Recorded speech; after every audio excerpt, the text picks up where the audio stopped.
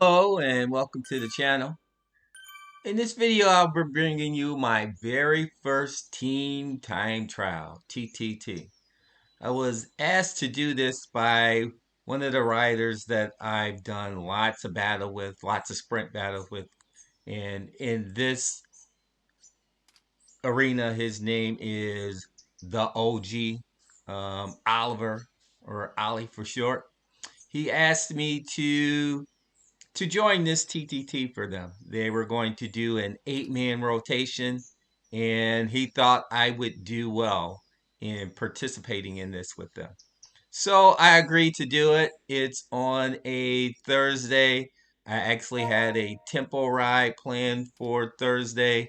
So this kind of fit in. Obviously, it was going to be more than a tempo ride, but I thought I could squeeze it in. It's very hard for me to try and squeeze in dated races where those races happen every day of the week, the same day of the week, same time of the week, because of the way that my training plan is structured for triathlon and master swimming, and now also track and field.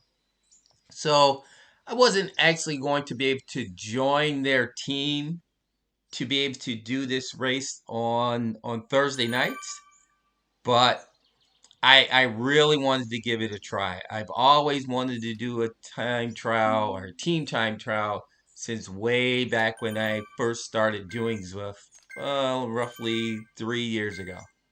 So this was a great opportunity, and I decided to jump on it. Now, in this event, there was supposed to be an 8-man rotation. It looks like we had a couple of guys that weren't going to be able to make it. So the structure kind of got changed a little bit. I was supposed to be the sixth guy in the rotation, but it looks like I got moved up um, at least one spot because of the one of the guys that were higher in the rotation dropping out for me. I was nervous. I was very nervous about it. Obviously, when you do something for the first time, you're kind of nervous about it. I was kind of nervous on to how I would fit in the group and what kind of pacing they would be running. As it turned out, I was um, at the category of racer I am currently, and the fitness level that I currently have, my fitness level currently is extremely high. I was able to fit in this and ride with these guys with no problem. Now again, they gave me a grouping of how they were going to do these particular rotations as far as pulling. The first four guys were supposed to pull for 60 seconds. The fifth guy was supposed to pull for 30 seconds, and me being number six, they said I would also be only pulling for 30 seconds. And that's because I was a newbie.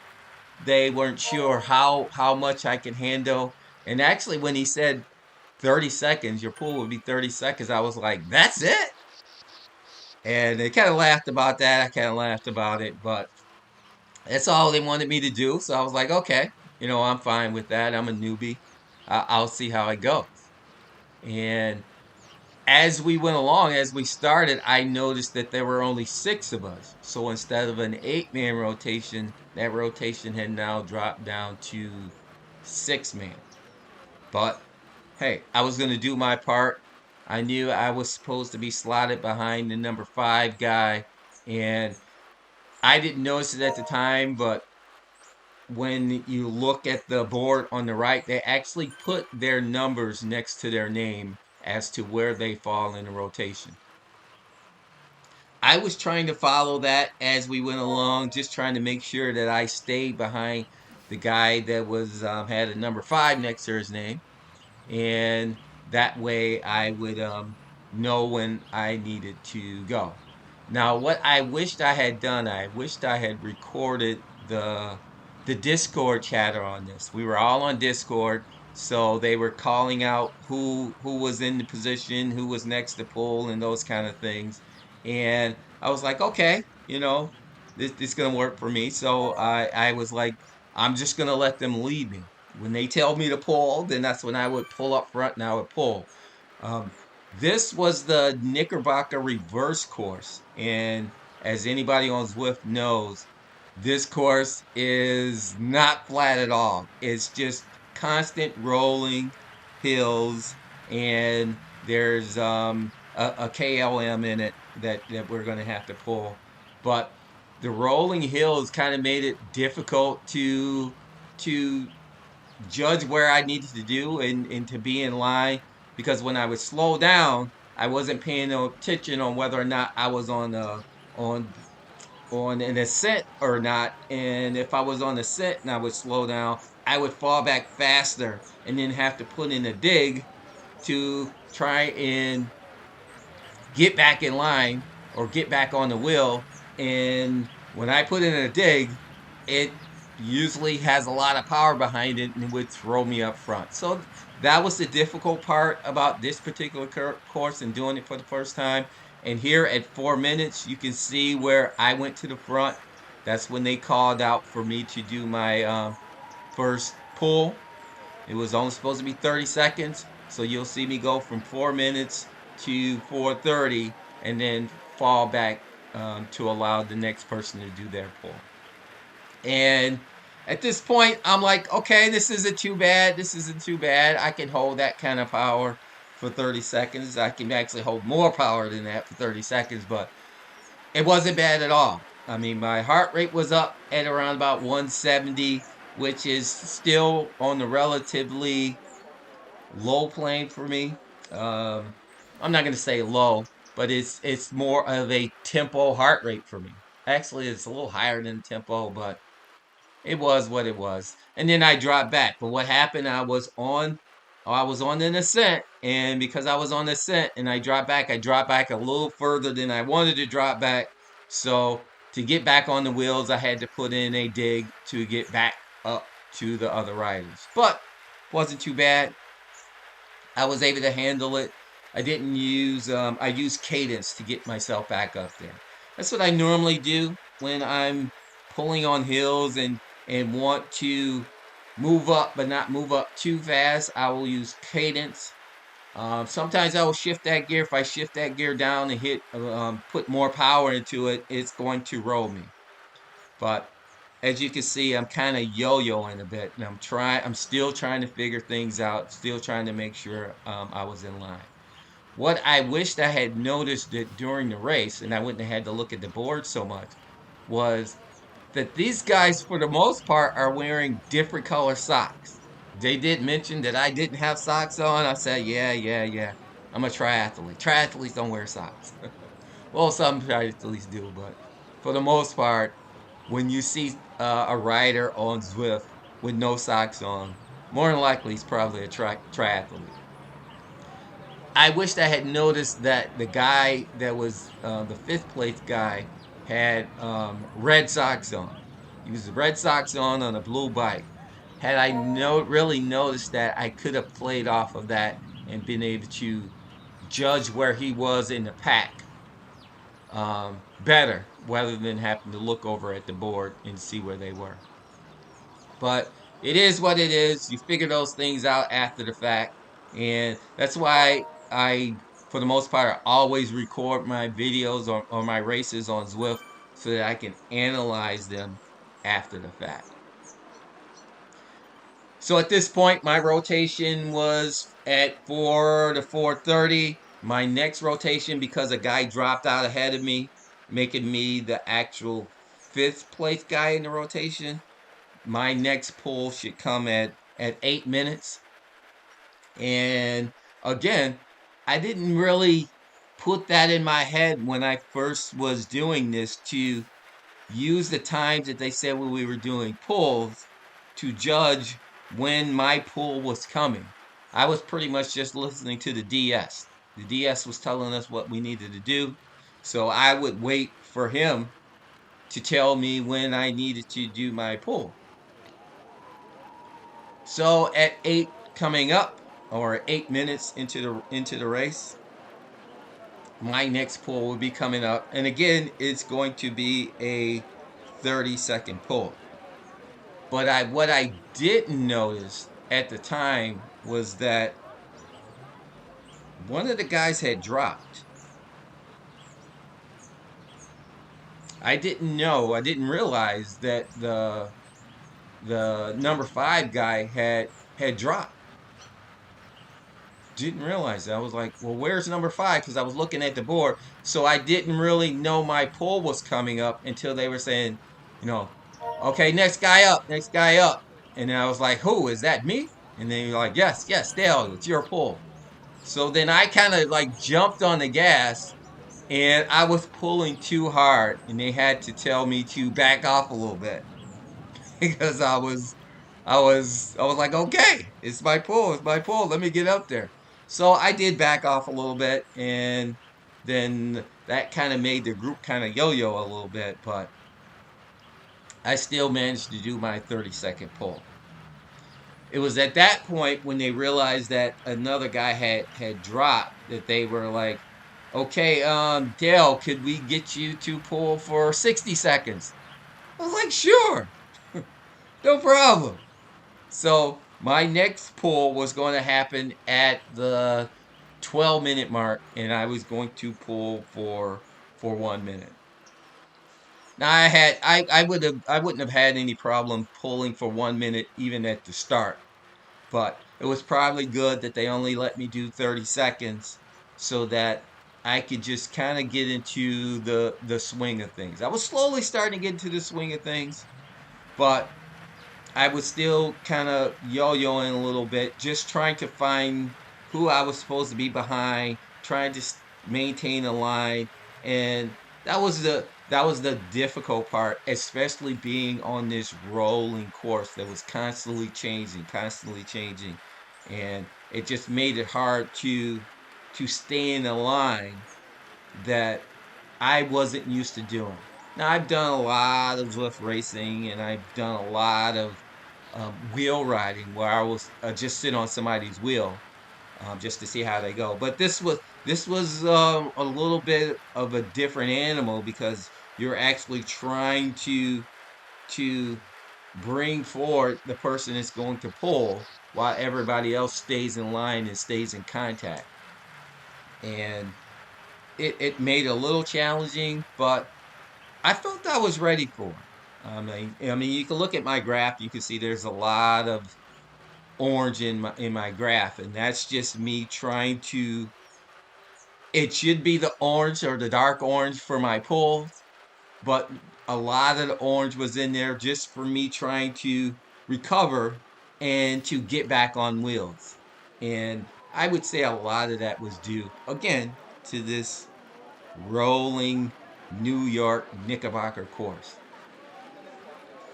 But again, it was all good. I was actually enjoying this. My heart rate was never too elevated on the first half of this.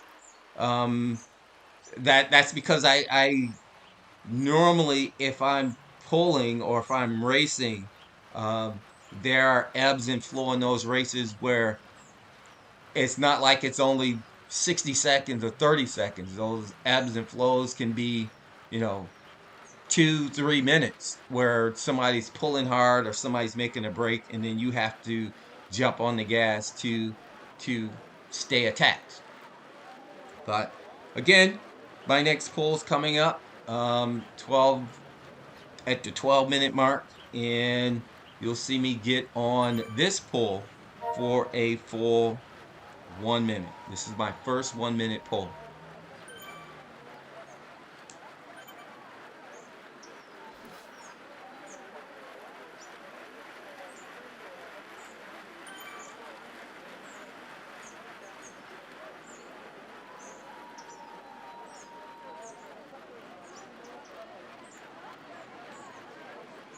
Now, throughout this whole pull, it wasn't like I was looking at my watts per kilogram on the right on the leaderboard, or even my watts on on the display on the top left. I was doing this whole pull just by feel. I slip into a cadence, and I'm not even looking at the cadence at this point. This is just all by feel. just me turning my legs for a certain rate and just holding it there. And I felt really, really comfortable doing that. Then they told me, okay, my pull was done to drop back and recover. So that's what I did. Only unfortunate part was we were heading into the KOM, and I kind of fell back a little further than I wanted to fall back. So I had to put on the power to reattach myself back to the group. And then what did that do? That rolled me up to the front. So at this point, I don't remember the DS calling out whose turn it was to pull or for anybody to move up or anything. I was like, okay, this is a KOM. I know my heart rate's gonna get up there. It's gonna get up into the 180s. And what I've taught myself to do was I taught myself to ride comms with cadence and and not power. So I pretty much adjust my effort based off of my cadence.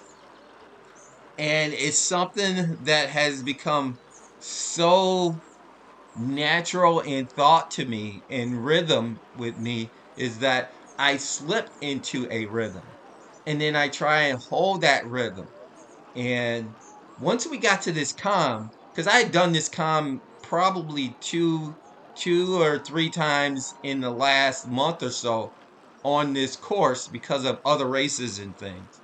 And I've done I used to always get dropped on this com by either when I was in BCAT until I got a higher BCAT or when I first got into ACAT. I would always get dropped on this com because those guys just seem like they could just pull forever. I've taught myself how to do that. I've taught myself how to slip into a rhythm to keep my cadence up. This is where this is where having a low cadence can hurt you because if you're already working in a low cadence and your cadence starts to fall off, you have to dig even harder to recover from that. Having a higher cadence allows you to fluctuate a little bit but not lose too much um, tension, I guess, on the pedals to be able to recover. It's easier to recover with a higher cadence than it is with a lower cadence on this kind of a long drawn out con. And I didn't know if it was my turn or not. I just slipped into my rhythm and just said, okay, I'm just gonna hold it. If they tell me to back off, I'll back off. They don't tell me to back off, I'm not gonna back off. And I actually did well on this to the point to where they were actually able to just sit behind me and because I was going fast enough to actually get a draft off me going up this comp. I was happy about that. He kept saying too when you got to the crest, make sure you push over the crest, make sure you push over the crest. So each time we got to a crest, I would give it a little bit more push just to make sure I was doing what he said. What I didn't realize was I was putting our fourth place guy under a lot of stress. Our we had lost a couple of other riders that had fallen off to the point to where it was just four of us left, and all four of us had to cross the finish line to score on this race because because we signed up with eight. We had to finish with at least four to the top four would get scored or something like that. If we started with less than that, you only had to have three cross the line, or the third person would be scored. I don't know. I don't remember how it all went, but I knew that the fourth place guy had to come across the finish line for us to get scored on this race. So at this point, we were cresting again. I had pushed a little bit again, and we were starting to lose a guy. He was starting to fall off the pace a little bit. So once I hit this arch, I was like, okay, I need to slow down so as not to lose him. But one of the other guys zoomed by me, and I was like, okay, well, he needs to slow down. And then the next guy caught up to me, but we had gapped our fourth place guy. So I was like, okay, how do we handle this part? What do we do? And they were urging him to push to catch up, but the head guy was starting to roll away, and I think that's a lot to do with weight. And those two guys up front, or the two guys ahead of me, being much heavier than I am, and maybe the guy behind me. So I wasn't sure, but I was like, okay, well, what do I need to do? Should I speed up to catch the guys ahead of me, or should I slow down to give Pete, who was the number 4 guy behind me, a draft? So naturally, I've done a lot of sweeping in group riders.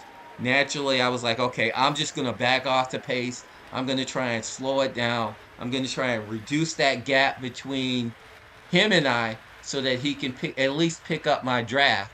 And then once he pick up my draft, then I can get on the gas to catch the two guys up front to help pull him along with my draft to get us back to group together. I mean, this descent would have been a lot better had we all been in a group, but there was just too much gap. So we probably lost some time because of that. And then you could see me go ahead of the second place guy because the guy Pete had already caught on to my draft, and that brought him along to catch back up to us.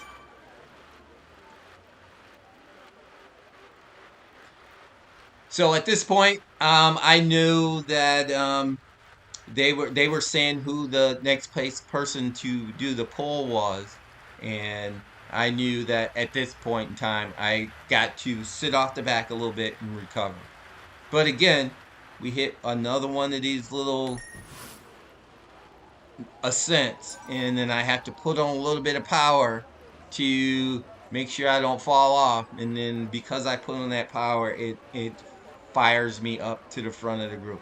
So that yo-yoing effect is what I was trying not to do, but ended up doing a lot. But 20-second, 20-minute mark, it was my turn to do a pull again. But again, you can see the guys going ahead of me, and I was like, okay, am I doing a 30-second pull, a 1-minute pull? What am I doing here? And okay, let me get back on the power to get back up front. I think I'm supposed to go into 21:30 or something like that. So what happened was they wanted to give that fourth place guy, they asked him if he was going to need a break from a poll, and he said yes, I'm going to need a break.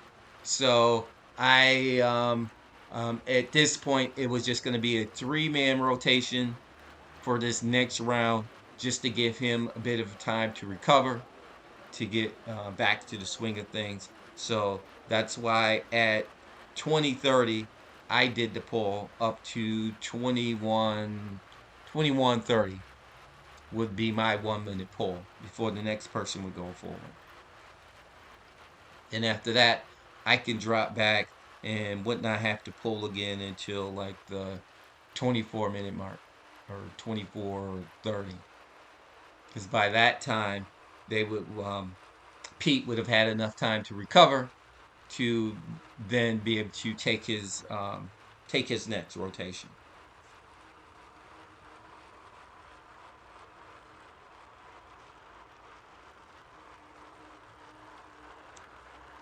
At this point, after taking my last rotation, my heart rate had gone back into the 170s. The the descent down to KOM did give me a lot of time to recover, but now my heart rate's back up. I'm breathing hard. Actually, I've been breathing hard and heavy since way before the KOM, and that really hadn't stopped even during that descent down to KOM, even after getting all that recovery.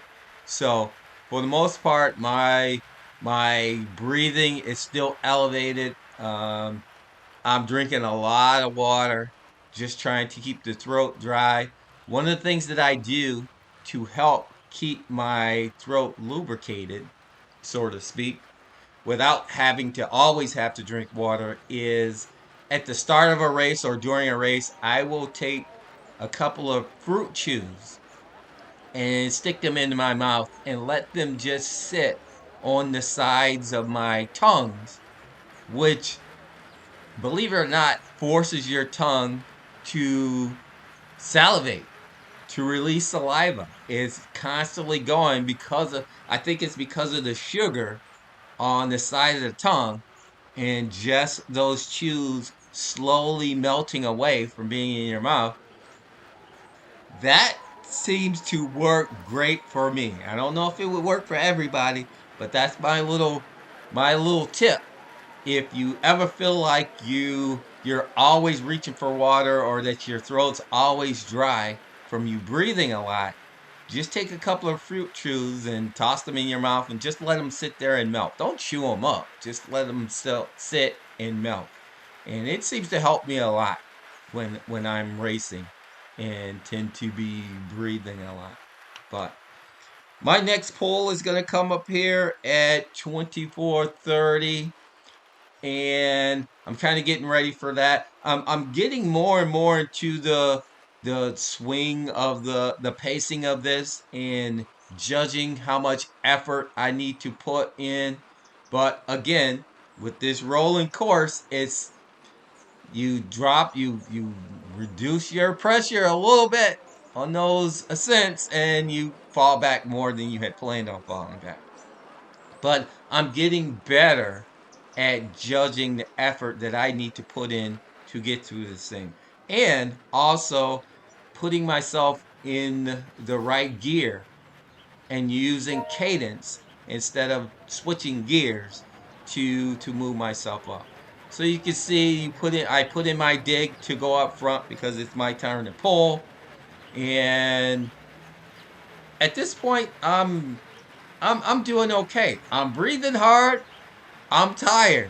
I'm I put in some effort in this, but you could see one of the guys zoom up ahead of me, and he actually apologized. He was like, "Oh, sorry about that, Dell. I put in a little bit too much power."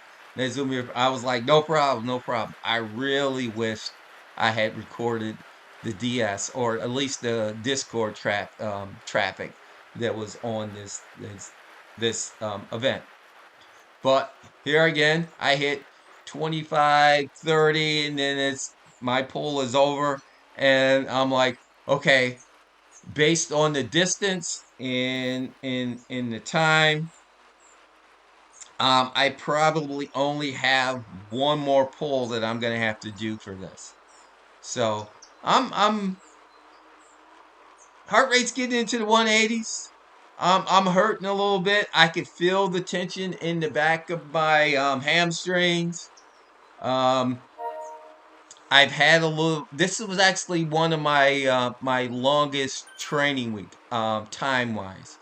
This is a 13-hour training week that I'm doing this. So I've had probably 60% of that training time in my legs up into the point of this race. And I know that this event was only going to take about a half an hour. So after this, I knew I was going to have to ride at least another half an hour at probably zone one, zone two pace, just to get in my hour of allotted time for this training session, which was, like I said early in the video, that it was supposed to just be an hour-long tempo ride, turned into a race, plus 30 minutes of recovery at a zone one, zone two pace. And I thought that would be fine, that it wouldn't interrupt my training schedule too much. The only thing I was worried about is that I had a swim meet, not a swim meet, but a swim practice session coming up on Saturday, and I was worried that this race on a Thursday might put a dent in my legs and make my efforts a little hard. So at the 27-minute mark, it was my turn to do my 1 minute pull. I was ready for that. That was going to get me through 28 minutes. And after that, that would be my last pull. And at that point, I thought, okay, well, maybe I could just relax and recover. But that turned out not to be the case, because um, I rolled back to the back of the group. That meant that I was going to be technically the fourth place rider to come across the line. And of course, this whole event is timed off of the fourth place rider. I wasn't thinking about that when this happened. All I was thinking about was that my job was done, my pulling was done. All I needed to do was just hold the wheels of the guys ahead of me and then just cruise it across the line. However, I got a little notification that I needed to push, and you'll see that shortly.